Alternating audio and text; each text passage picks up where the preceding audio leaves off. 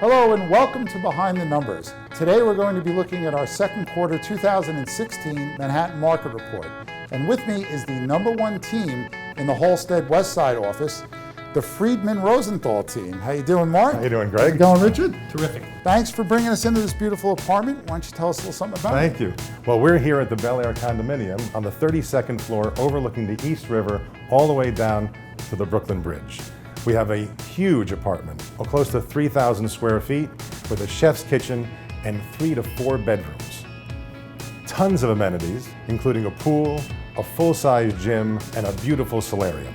Well, while you guys figure out the numbers and the market, I think I'm going to check out the pool. It's 92 degrees outside and I'm sweating. Well, since I forgot to bring my bathing suit today, why don't we just go ahead and jump right into the second quarter numbers. Even though the average Manhattan apartment price remained over $2 million for the second straight quarter and was 16% higher than a year ago, that's solely due to the influx of new development closings. The average new development price of $3.8 million during the second quarter was 28% higher than a year ago and a new record level. So this price increase, combined with a 59% jump in the number of these closings, are responsible for the Manhattan market overall price, not anything to do with increasing resale prices. As we look around the apartment, you'll notice all the beautiful details, the hardwood floors, the molding, the pillars, even the glass panels the designer put into these doors reflects the beautiful light coming from the oversized windows. So now, Greg, you mentioned something about the softness in the resale market. Can you tell us more about it? Well, Mark, the average resale apartment price of $1.53 million was 4% lower than a year ago, while the number of sales fell 22% compared to the second quarter of 2015. The stock market turmoil at the beginning of the year, combined with over-aggressive pricing by sellers, led to fewer transactions.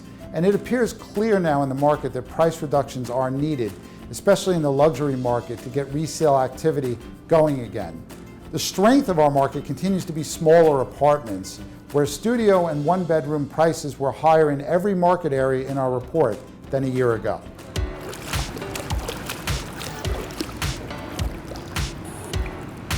What a great pool. Wish I lived here.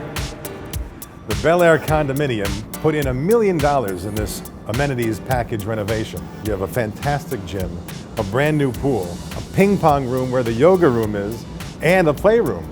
But Greg, tell us more about the economy. Well, job growth did slow a bit in New York City, but we still added 85,000 jobs in the 12 months ending in May. Concerns about global economic conditions and the belief the Fed was putting off interest rate hikes brought mortgage rates down to their lowest levels in 3 years, even before the Brexit announcement. And the UK's decision to leave the EU rattled markets, which so far has only been a temporary situation as things have improved. But it clearly gives us the indication that mortgage rates are going to be pushed lower and stay there for quite a while.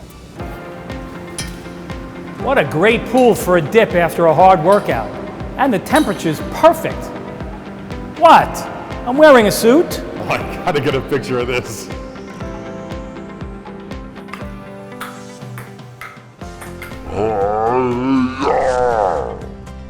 Nice shot. Today's Ask the Economist comes from Sam. Greg, how do you think Brexit is going to affect the New York City real estate market? Well, Sam, we've already seen the immediate impact, which is increased concern and uncertainty.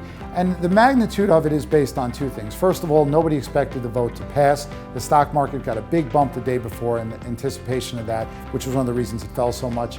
And the second thing is this has never happened before where a country has left the EU. We will see some people step out of the market. I think that's already happened as they're concerned about their investments and worried about what's going to happen over the next 2 years, which can be as long as this process can take. But I think that is counteracted by the foreign interest that will continue to pick up here in the USA. Obviously, a lot of foreigners buy real estate in Britain. I think that market's going to take a big hit from that, and I think we'll pick up a lot of those buyers. So I think it's a net positive for us because we'll have lower rates that will continue, and I think the foreign demand will make up any diminished domestic demand we have in this market. Hey, Greg, thanks for everything. I just have one more question about the economy and how it's a good time to upgrade apartments, being that the lower I'm market sorry, is- I got to stop you there, Mark. You know, my contract only permits me to answer one question an episode, so you'll have to save it for another time. Okay, I guess that's where we're going to end it. Well, I still want to thank Mark and Richard for bringing us into this beautiful apartment, and thank you for going behind the numbers with us. We'll see you next quarter.